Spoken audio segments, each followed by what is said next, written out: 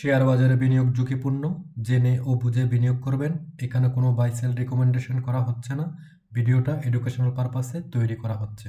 আসসালামু আলাইকুম, আইএমকে fintech school channel থেকে আপনাদের সকলকে স্বাগতম। আশা করি সবাই ভালো আছেন। আজকে আমরা কন্টিনিউশন চার্ট প্যাটার্নের মধ্যে আরেকটা চার্ট প্যাটার্ন নিয়ে আলোচনা করব। সেটা হচ্ছে ফ্ল্যাগ প্যাটার্ন। ফ্ল্যাগ প্যাটার্ন দু ধরনের হয়ে থাকে, বুলিশ এবং বিয়ারিশ।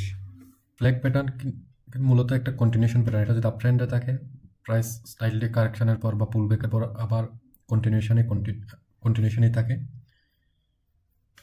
সো এখন এটার ইন্টারপ্রিটেশনটা বা এটা কীভাবে মার্কেটে তৈরি হয় সেটা নিয়ে আমরা কথা বলবো। এটাতে প্রথমে একটা আপওয়ার্ড মোমেন্টাম থাকবে, যেটাকে আমরা একটা এরকম প্রথমে একটা আপওয়ার্ড মোমেন্টাম থাকবে, তারপর যে কোনো একটা জায়গায় রেজিস্ট্যান্স পেয়ে এটা স্লাইটলি কারেকশন করা শুরু করবে। এই কারেকশনটা হবে একটা প্যারালাল জোনের ভিতর।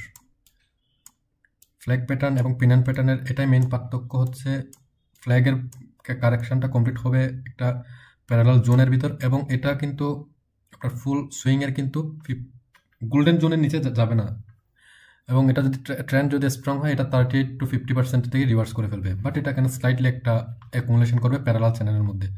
সো এটা আপওয়ার্ড মোমেন্টামের ক্ষেত্রে হলে এটা বুলিশ ফ্ল্যাগ প্যাটার্ন, এবং ডাউন ট্রেন্ডের ক্ষেত্রে ডাউনওয়ার্ড মোমেন্টামের পর যদি তৈরি হয় এটা বিয়ারিশ ফ্ল্যাগ প্যাটার্ন।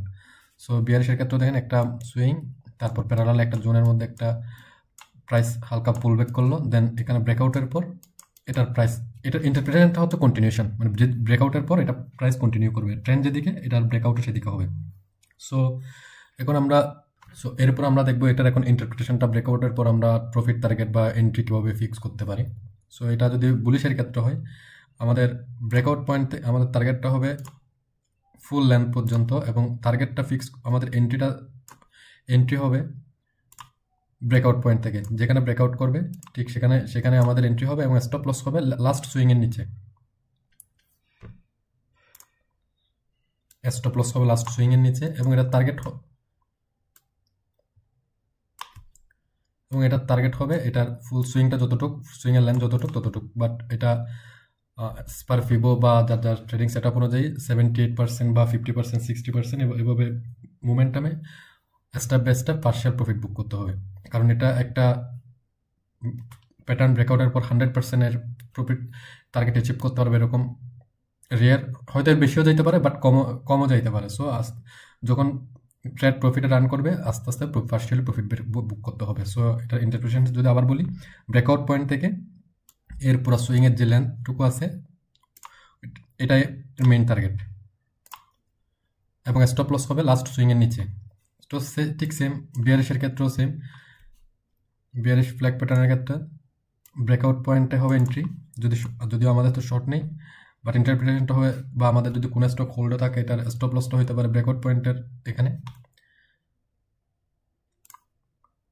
আর যদি শর্ট বা আপনি যদি এটা রিভার্স চিন্তা করেন তাহলে এটা স্টপ লস হবে এটার উপরে, এবং শর্ট করলে এটা শর্ট পজিশন ওপেন হবে এখানে, এবং টার্গেট সেমই।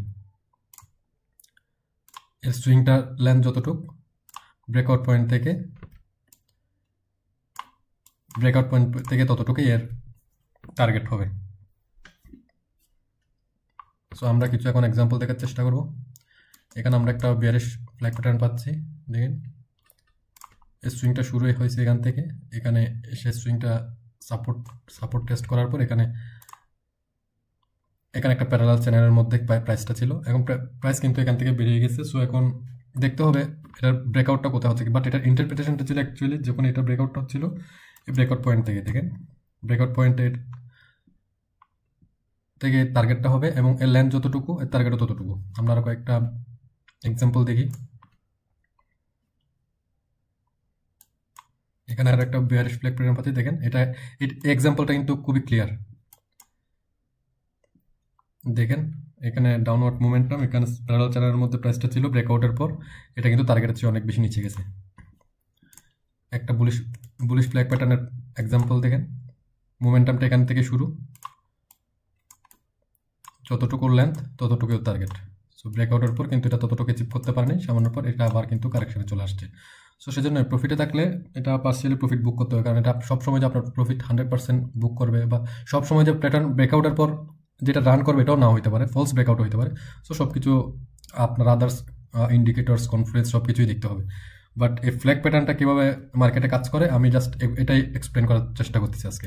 আমরা আর একটা এক্সাম্পল দেখি। ইয়েস, এখানে আরেকটা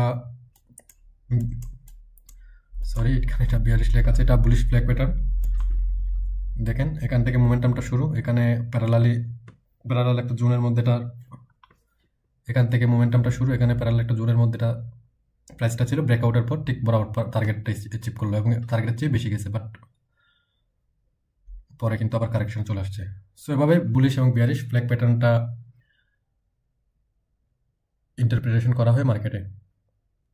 আর ফ্ল্যাগ প্যাটার্ন এবং পিন অ্যান্ড প্যাটার্নের পার্থক্যটা হচ্ছে ফ্ল্যাগের ক্ষেত্রে এটা প্যারালাল একটা চ্যানেলের মধ্যে হয়ে থাকে প্রাইস অ্যাকশনটা, আর পিন অ্যান্ডের ক্ষেত্রে এটা কাইন্ড অফ সিমেট্রিক্যাল একটা ট্রায়াঙ্গেলের মধ্যে হয়ে থাকে।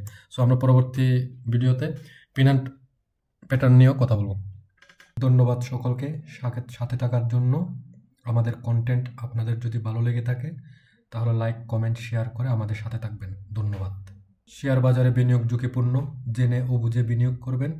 এখানে কোনো বাই সেল রেকমেন্ডেশন করা হচ্ছে না, ভিডিওটা এডুকেশনাল পারপাসে তৈরি করা হয়েছে।